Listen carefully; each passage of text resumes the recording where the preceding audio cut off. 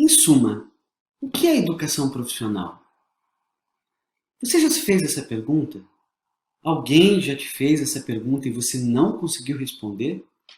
Não se culpe, é um pouco difícil muitas vezes a gente falar sobre o que é educação profissional no contexto brasileiro, um contexto em que a nomenclatura da educação muda muito. Vou te dar um exemplo. Você provavelmente leciona no ensino médio, ou tem um filho, uma filha no ensino médio, mas você fez segundo grau, você não fez ensino médio. Eu, por exemplo, fiz curso técnico. E curso técnico não era segundo grau, era curso técnico equivalente ao segundo grau. Meu pai fez curso científico, minha mãe fez curso normal. Ainda que a gente esteja falando do mesmo objeto educacional, com mudanças históricas, é verdade, olha como as nomenclaturas alternam. E sem querer adiantar uma aula que a gente vai ter lá para frente sobre a estrutura da educação profissional e tecnológica brasileira, a gente precisa dizer que nesse campo isso também ocorre. Olha só, a gente já chamou esse tipo de ensino de artífices, de artes e ofícios, de ensino industrial, de ensino técnico, de educação tecnológica, de educação profissional e tecnológica. No fundo, essas nomenclaturas estão falando da mesma coisa, com mudanças históricas, obviamente, mas estão falando da mesma coisa. A formação para o trabalho. Educação profissional, se você quer a definição mais simples, educação profissional é a educação para o trabalho. Ora, se o trabalho é o exercício social da técnica, também é a formação para a técnica. A gente não consegue dissociar, como vimos, trabalho e técnica. Então, simples, educação profissional é a educação para o trabalho. Mas por que tem tantos nomes diferentes? Isso vale a pena a gente comentar. Olha, esses nomes diferentes eles acompanham alguns movimentos de distinção na cultura brasileira. Você já entendeu o que é trabalho? Você já entendeu o que é técnica? Filosoficamente. Mas veja, durante a história da educação brasileira, vou te dar um exemplo, em 1942.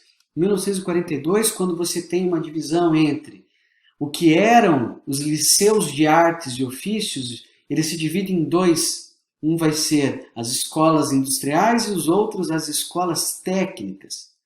Ambos tratam da técnica, ambos são escolas técnicas, mas nessa distinção, quem era escola técnica poderia dar o curso que hoje a gente chama de curso técnico, que está ligado ao ensino médio. Veja que os nomes mudam com o tempo, mas seria o equivalente a nossa educação profissional técnica de nível médio. Já na escola industrial isso não podia acontecer. Então esse termo técnico, ele acaba se apegando a essa dimensão do ensino médio no Brasil. A mesma coisa acontece com a educação tecnológica, lá em 1978, com a fundação do Cefetes, Centro Federal de Educação Tecnológica.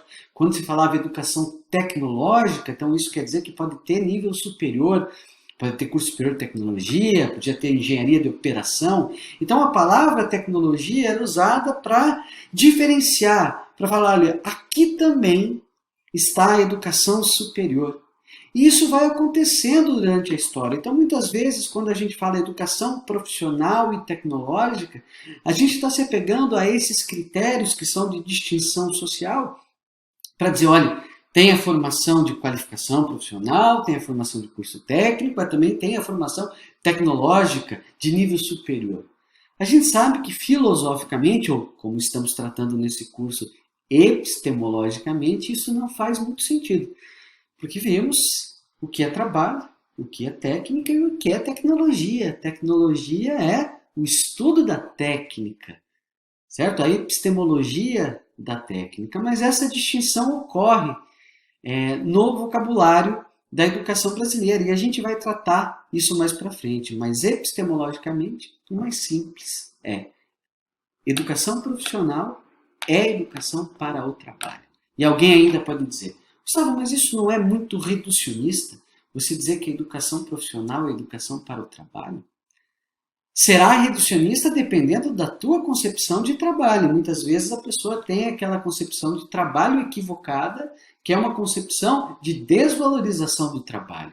O trabalho como algo operacional, algo para o outro, não para mim, nem para os meus filhos. Agora, nós trazemos a concepção de trabalho ontológico. Lembra que a gente falou dessa palavra? Aquilo que define o ser. E o trabalho em todas as suas dimensões, na sua dimensão técnica, é verdade, que é uma dimensão do trabalho, mas na sua dimensão econômica, na sua dimensão política, na sua dimensão estética, na sua dimensão ética, dimensão ambiental. Olha quantas coisas nós temos em torno do trabalho. Não é à toa que na educação brasileira a gente diz que o trabalho tem um princípio educativo. Olha, o trabalho é esse elemento central através do qual podemos contextualizar as diversas disciplinas e as diversas dimensões do existir humano. Então, a formação para o trabalho é muito rica. Mas, Gustavo, então a formação para o trabalho, se diz educação profissional, educação para o trabalho, então é só o pessoal da técnica. E lá na minha escola a gente tem um problema, parece que a gente tem uma briga aí, hein? Entre a formação geral e a formação técnica. Então você está dizendo que a educação do trabalho é a educação da técnica. De jeito nenhum. A formação para o trabalho é a formação que não distingue essas fronteiras, que é sim formação geral e formação técnica, a junção dessas duas grandes esferas do saber se interpenetrando formam a educação profissional. Olha, eu sempre digo que eu conheço poucas coisas mais profissionais, que mais ajudem profissionalmente, do que dominar a sua própria língua. No nosso caso, a língua portuguesa, não é verdade? Qual a vantagem profissional que se tem ao dominar bem a sua língua, se comunicar, escrever, conseguir coordenar uma equipe dando instruções claras e também recebendo, conseguindo ler os seus materiais de operação de uma máquina, ou seja lá qual for o ramo de atividade, pouca coisa é tão profissional como dominar a língua vernácula, no nosso caso, a língua portuguesa. Agora, profissional é também dominar as técnicas específicas do seu ofício. E é a junção dessa formação técnica com essa formação geral, em que nós temos a desejada formação profissional. Uma formação para o ser humano e do ser humano. Até nossa próxima aula.